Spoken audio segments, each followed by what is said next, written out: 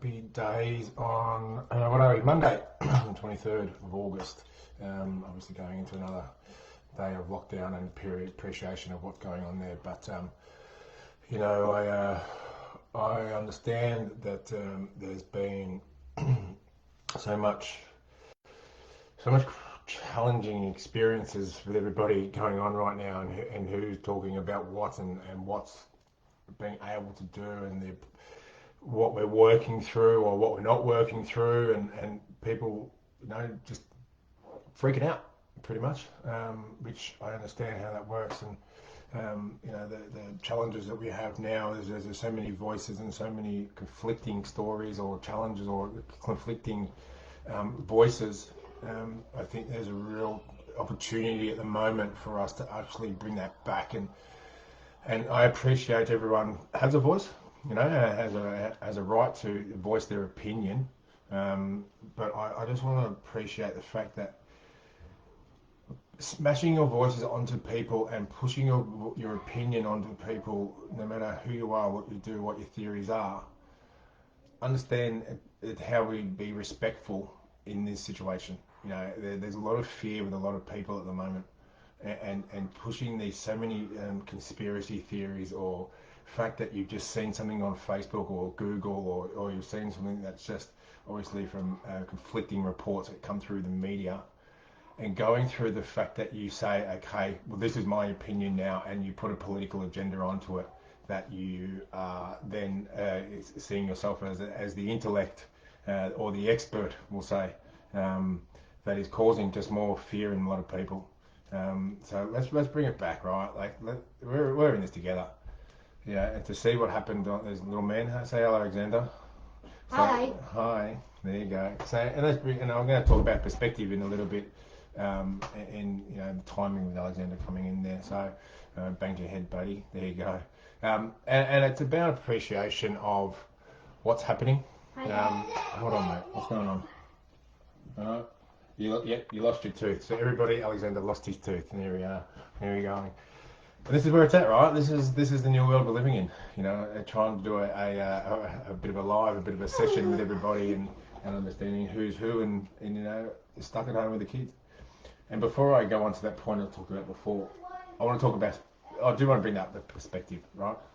So there's my little man, this is little Lenny. He's a cute little dude. But looking at this and going, that Lenny, who's 3.5, you're 3.5 now, mate? And so he spent pretty much half of his life in lockdown, and these cases and experiences that are going through, and to have, him ask the question, Dad, are we still in lockdown? And trying to answer that to the best of our ability to say, yes, we are. My nearly 6-year-old Alexander, who spent a quarter of his life in lockdown or restricted movement in terms of what's going on. It's just scary, right? It is scary. It's appreciation. It's understanding. It's not thinking about the what you don't have. And I think there's been a lot of focus through that. And I think there's a lot of people pushing their agendas about what don't we have, and really sort of jamming that in. But what we do have is an appreciation opportunity to connect, to check who you are, to open yourself to a diverse range of ways of self-care and understanding. What is it that you're doing? How do you work your routine? What is your routine? What are you doing for yourself every single day? What can it be? As opposed to whinging and moaning on social media platforms to say, oh, I can't do this, I can't do that. Well, what can you do? Bring your voice back. Bring your voice back to yourself. How about you write yourself a letter and say, this is what I'm going through at the moment, but this is what I can do. How do you put that voice to, let's move forward in a better direction? I talked about before about everyone's an expert now. And there's different theories, and putting a post out or preaching or, yelling as high as you can with this voice of what your theory is, it might help, and you're aligning yourself to people with the same interpretation. I get that. But what is it doing is actually causing so much angst and so much anger and so much fear in people, in who they can be and what they can do and how they can go about it, and you're not bringing it back to the simple things of opportunities that we do have.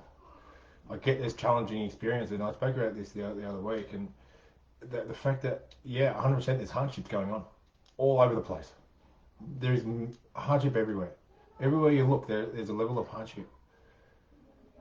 But, we had a team meeting this morning, and it was brought up about, that big part of this positive behaviour or positive psychology behaviour activities that they're trying to do, that certain schools are doing or certain places are doing, is trying to bring it back to what we can do, and what are those little acts of kindness that that bring it back to the feeling and the release of those positive chemicals in ourselves, to say, this is how I've impacted somebody's life, this is how I can impact my life, and this is how we can move forward. You're putting your issues onto everybody else. It's just creating fear, and it's just causing so many issues, and many more fearful issues in people, in how they can go about it. I've had a lot of conversations with a lot of people at the moment going through some challenges, most definitely. And I'm just trying to bring it back, trying to start understanding, put a perspective of what's going on. And someone said to me also is about the fact that, look at the fact that we're not in Afghanistan. Well, clearly we're not. And that's not, as much as we can feel it and be it and try to sort of talk about those sorts of things, we can't be there, and we're not there. The silver lining for it, as Simon says, what is the silver lining for each of us as individuals, is the fact of what's going to come out, how am I going to come out the other side better? You've got to look at that. What is it I'm doing for myself every single day? What can I do? And I put it back, that perspective thing about the fact that we can control what we can control. There's a right way and there's a wrong way to do things. And 100%, it's pretty clear. But trying and being yourself and trying to do certain things for yourself and the people around you, I think that's what we've got to sort of really focus our attention through. And understanding, as I said, it's not about the fact that my situation is better than somebody else's. Does that make me feel any better? No. It's about what my situation is for me. How do I control what I'm doing? I bring it back to what I just talked about, mentioned before about routine. What's your routine? What are you doing? Don't come up with an excuse to not do something. Don't come up with the excuse to, as I said, there is limitations of what's going on, but there's also opportunities to say, okay, how am I going to do this, and how am I going to impact my life? How am I going to impact my day? We do some gratitude practices, we do breathing practices, we do mindfulness practices, we do all these sorts of things, and in the end, there's daily stresses of life that get us. And there's obviously a lot more daily stresses of life that are affecting more and more people now, due to the restrictions and these periods of challenge that we're going through. But I need to focus on here. What do I do every single day? What do I do every single night? What am I doing in between? How do I make that happen? I talked about routine. I talk about my routine, my self-care routine, a lot. And people ask me because I like to know, because I'm pretty I am on top of my game as much as I possibly can, given the situation. I bring it back and I simplify. And someone asked me, I talked about someone on the weekend, is about understanding your perception of your expectations. Life is not what it is, but that's the same if we're in lockdown or out of lockdown. Is you're managing your expectations. What is it that I'm going to get out? What am I going to do with it? How am I going to make it happen? And pushing that forward, is that I still get up at 4:30-ish, about that, between 4 and 5 every morning, and go to and do my cycling, or do my meditation in the garage, and do those sorts of things, and have my me time, and make sure that I'm working it for myself. I've set my goal, and by the time we come out of lockdown, that I'll come out better from my cycling and my fitness, and the body image components that I've got come out better on the other side than I went in. I had a goal that by the end of August that I will have lost sort of 4 to 5 kilos. I'm 3 kilos down. That for me, that works. It gives me a good reminder of the fact that let's keep doing it. It would be better if I didn't eat too many donuts and chocolate and all that sort of stuff, but that's just the way the world's going at the moment. And my world's going at the moment. So let's bring it back to that perspective. As I said, just because your situation is better than somebody else's, it's not that reminder, the fact that it's not being grateful for the fact that you're better or in a better position than somebody else. It's being grateful for the fact that you are you, and you need to do what you do for yourself, and understand who you're grateful for, what you're grateful for, how you're grateful for it, and showing it. And bring it back to some respect. And I talked about at the very start about the fact that there's so many voices and there's so many experts, and this gets me. And I'm talking about mental health advocates. I'm talking about people belittling people because they believe that their word is no better than others, and that is what it is. There's also a lot of people that come out now, that are coming out now with their voices on their different platforms and talking about their agenda to make it happen. And it just adds to the fuel to the fire of these conspiracy theories and everything that's going on. It's just crazy. And I see it, and I'm obviously connected to a lot of well-being and mental health advocates at the moment.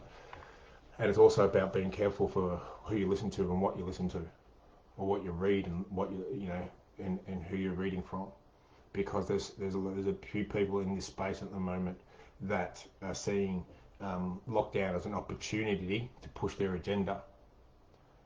But mental health advocacy is all of our roles to play. Not just my role at Love Me Love You, not just the people that work at Love Me Love You, not the people just connected to Love Me Love You. It's everybody's role. We're all mental health advocates, and we're all understanding how we support each other. We all need to understand how we check in with each other, how we work that. But in the end, it brings me back to when I started Love Me Love You 8 years ago now, was the fact that it's what the name is. And that's our way of life. That is our mantra. That's how we rock it. I need to love here. I need to make it happen with this person. I need to make it happen for me. I need to love who I am. All the crap that goes in between it. I love the strengths. I love the inadequacies. I love the challenges that come with who I am and how I go about it. Before I can actually give it out. Because there's people going there pushing their agendas at the moment that have, they talk about authentic and genuine and trust and respect, who actually, when you actually know these people and know the people out there, that they're probably the least authentic, genuine people that you can ever meet. But we'll push that message. It's your role to play. It's your role to understand what you can do, how you can do it for the people under your house and the people around you that are connected to you. And bring it back to the opportunities. And there's this big thing about, I get it, the playground situation. Oh, they lock down playgrounds. I'm saying, yeah, and that is what it is. There's many other things that you can do with kids. There's many other things you can do with yourself. Like and I love it. And my wife introduced it with our kids in our house, is having dancing at statue parties. Let's go. Let's make sure we can have a little dance party and freeze and make that a game. Dance like nobody's watching. Sing like nobody's listening. Do all these things that can just change it up a bit. Change up who you are, what you're going about, try and make something happen with it. Trying to work through the situation. The current stats of cases that we're going through and dealing with, and exactly, it is what it is, and however you want to report them and however you want to situate it, it is up to you, because the interpretation is everything. But when we talk about the fact that, half of the cases, live cases, active cases at the moment, with kids under 19, it's a situation we're all dealing with. We're all having to go through it. We're all having to work through it. We'll have to work through the situation, but it's about understanding how we can actually overcome these challenges, overcome this situation, and actually listen to, whether you believe it or like them or not, whether we're believing the theories and ways to go about it from the professionals, because these are the guidelines that are being set. These are what people are saying. This is the science behind it. This is what we're trying to do. As I said, you can interpret it in which way you want. And you can have a conspiracy theory behind any information you want. I can show you a whole report, a data report on everything that's going on, and I look at it in a way, and you look at it in a way, and it'll be totally different. But there's guidelines, there's a framework, and then we bring it back to our well-being. There's guidelines and framework of what you can do for yourself and how you can go about it to make sure that it's more positive in this direction. I'm talking about vaccinations for a second, without getting political on the whole situation. The people that are anti-vaxxers and all that sort of stuff, I'm not pushing my message against you and whoever it is, but I'm just saying the fact that if it gives me more of an opportunity to become on top of this and get our way through this, so that then I don't have to report back again in another 12 months to say that my 3.5-year-old, who will be 4.5-year-old, 4.5 in 12 months' time, spent over half of his lifetime in lockdown because of the fact that we haven't hit certain target rates for vaccines and making it through, and seeing the rest of the world deal with the same situation and get on top of it due to the fact of what they're looking through with their vaccination rates. It scares me. And there's certain people I see that pushing their messages about that they you don't know, I don't know what's in it, but I guarantee you there's a high percentage of those people that have put a lot more in their system in their lives, whether it be through foods or alcohol or drugs or whatever it is, to actually say, okay, well, I didn't know what was in that, but I still did it. Like, if it gives me an opportunity, and I talk about but the other vaccinations, the flu vaccinations, all these sorts of things. What about when I have to go travel overseas and I have to get certain jabs for malaria and all that sort of stuff? I still put it in my system because that's the guidelines I was set to say how I go about it, how am I going to move forward with it. So please, just we've got to do what we can possibly do to actually make sure that we can get on top of it and appreciate and be respectful of the situation. The people, the freedom rallies and all that sort of stuff on the weekend. I get it. It's your voice, your opinion. But do you genuinely think that was the way that's going to change the politicians and the leaders of the state and the country? Do you think that was going that rally was going to actually say to the Dan Andrews going to say, oh, bang, awesome, let's change it. Let's let everyone go free because you all rallied and carried on with it would be the authorities or yourself carried on like absolute monkeys to say where we're going with this.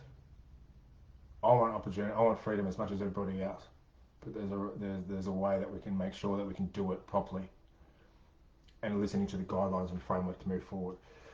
But anyway, on top of that, as I said, bring it back to perspective.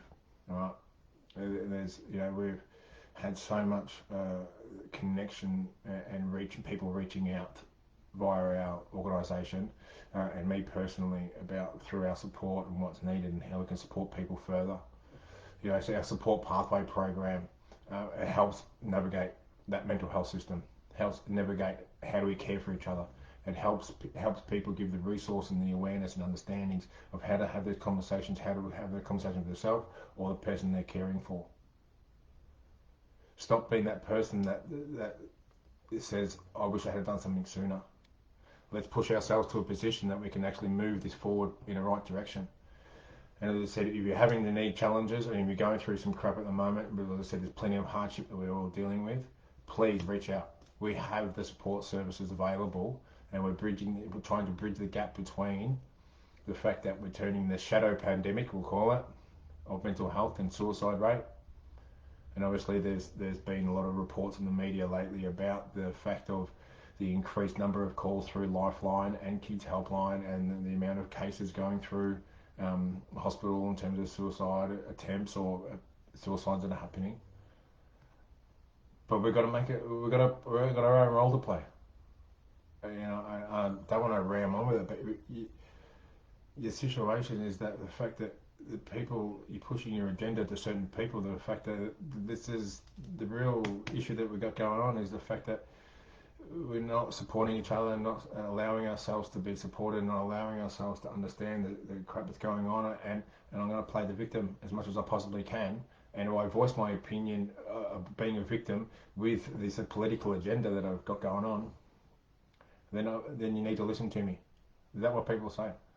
Like it just gets me and I apologise that might be rambling on about it, but I'm seeing the impact that it has. The people that Love Me Love You and the other organisations around mental health education and support, there are organisations that are truly aligned with the agenda and their values, not the ones that have just seen a platform and got an Instagram profile or a Facebook profile to say, look at me go, I'm going to fix your world. I'm not here to fix your world. I have a platform to appreciate and connect people to understanding how we can move forward. That's what Love Me Love You does. We're not your answer. You are your own answer. You'll find your answer. We'll help guide you through that process. Let's just do this together, right? It's just, as I said, anyone been, impacted the different challenges, please reach out to us. As I said, it is a free service that actually helps people navigate the system. Okay, whether it be as a carer or as a person that is directly impacted with their mental health challenges at the moment. But let's move forward. There's lots of questions, a few comments here.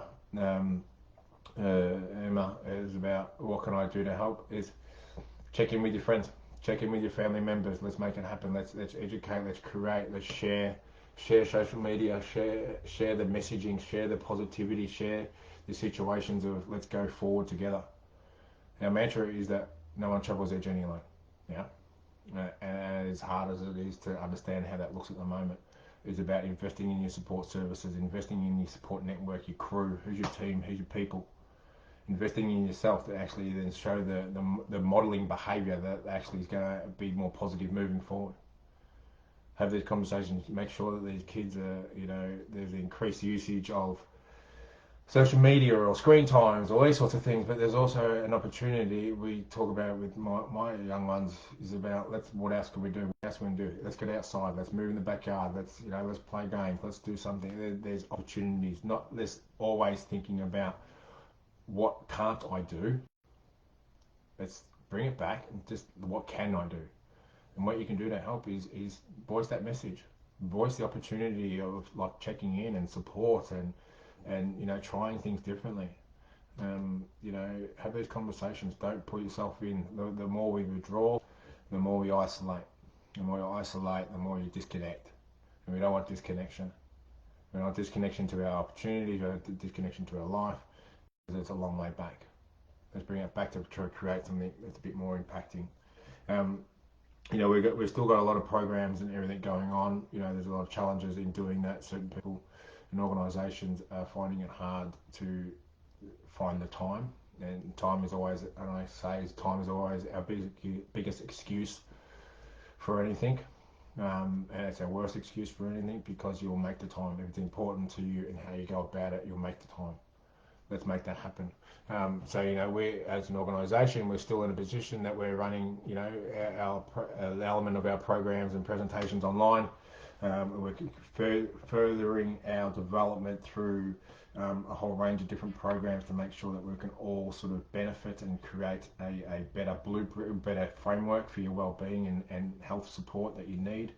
And we're always looking forward, but we can't do it without everybody else's help because you need to make it happen. I recently been speaking to a lot of people about the appreciation of what their life's about and who they go and how they go about it. And a positive mindset, as hard as life can be, is the quickest step. But how do I do that? And a little trick that I do in my mindset stuff is that as soon as thoughts come out in my head, that I actually write them down. Because if I actually keep those voices inside my head and it starts spinning around, it actually becomes a negative mindset. Because it just becomes, and that expectation comes, and I can't forget, and I've done this, and I haven't done this, and I forget the things that I'm supposed to be doing. But if I put them down and I actually remind myself and how to go about it, then I can move forward. Let's just make sure that we can do that. It's the simplest little thing. Respect your expectations. And I think that's bringing it back to yourself. So, moving forward, there's also been an opportunity about with some programming that we're looking forward. Moving to the future, as I said, we're developing a whole range of different courses and action pieces and frameworks to help people guide their way through. And a big one that obviously we're seeing at the moment is obviously there's a lot of talk about the suicide rate increasing, but we don't know the real stats. We don't know the data because it doesn't come out. Okay, but we know that there's a lot of crap going on. What we're actually reaching out for people, and please get in contact with us. If you have been impacted by suicide, if you're connected to somebody, a family member or a friend, and you have been connected to suicide or someone that has died by suicide, please reach out to us because, and you're willing to share, and we're willing to share your experience through that. Please get in contact with us. Either through the social media avenues or whether it's through our website or just go to info@lovemeloveyou.org.au. That was info@lovemeloveyou.org.au. Please get in contact and then we'll make sure we can and help out because sharing the voice, sharing the opinion, sharing the ways forward, we're trying to make sure that we can have not just an emotive experience with all of this, but actually become informative in how we can actually further develop and um, better our programming and support services to make sure that we're on top of it. We've got a lot of organisations that we deal with who are dealing with a whole range of different challenges, and a whole range of different people who are dealing with different challenges. And it comes back to, I'm not too sure if anyone that saw when I did this 2 Fridays ago, and I voiced what's going on. And I'll be first to admit that I started that as Flutter's attack. My feeling, we'd had a challenging week with my young one being really quite crook. So there was a lot of things going on, but I was Flutter's attack. I was. But what was awesome to see with that was the fact that I had a number of people reach out, the people that I haven't even spoken to for a long time, reach out just to check in. And as me as a leader of this organisation, and a leader, and I believe as a leader in terms of mental health advocacy in our community, that I also need to be checked in on. And I appreciate that, and I appreciate the people that did that. But I am wholeheartedly understanding that my check-in process and who I talk to and how I go about it, I set my framework up, and then obviously the daily stresses of life and things that happen obviously impact how I'm going about it. But I'm very lucky, and I'm doing a big shout out here to my lovely wife, who has been absolutely rock solid, ever since the day I met her, but absolutely rock solid in this challenging time. And it brings it back to the appreciation of what our people in our life. We're grateful for the people in our life doing certain things. For all those parents out there that are home doing the home learning, with their kids, and making sure that they're on top of it. It's a challenging, hard game at the moment. But for my wife, I say thank you very much to everything that you do for me and allowing me to be who I am. And making sure that you call my bullshit, right? And doing that, because, and I said this to someone on the weekend, and they asked about what's the most challenging thing that I believe that I'm going through at the moment. And I said to him, is actually calling the bullshit and not looking insensitive. Let's make that happen. How do we actually make sure that those voices are heard in the right way, and we're actually aligning our values with the agenda of what that voice is? I'm very grateful for the fact that my wife is so amazing. I'm grateful for the fact that I have my two boys, creating great perspective in what life's about. Dancing games, dinosaurs, riding bikes, going for walks, throwing rocks in the lake, doing all these certain things, jumping on a trampoline, whatever it is. Just bring it back to what we can do, as moving forward. Please show appreciation, check in with your crew, show that love, show that support, show that appreciation, but make sure you're using your voice in a respectful way. Respect the situation, respect other people's situation as well. Just because you have a voice doesn't mean it, and you yell at loudest, doesn't mean it makes it more important. So make sure you're respectful in your voice and how you're going about it and who you do that to.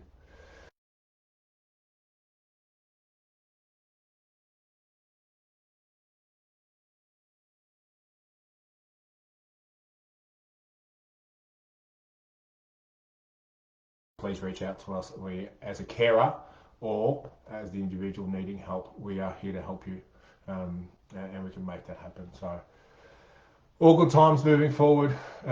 Let's make this happen, and I look forward to seeing you all soon, and I will check in again next week, if not sooner. But please, if you do need some help, let us know. We're here to help, and just check in with those you can. Yeah, and make sure you live your day with purpose. Without purpose, you go backwards. Okay, appreciate it. Good luck to all. Let's just hang in there. Make sure we're all okay. Thanks very much, and bye.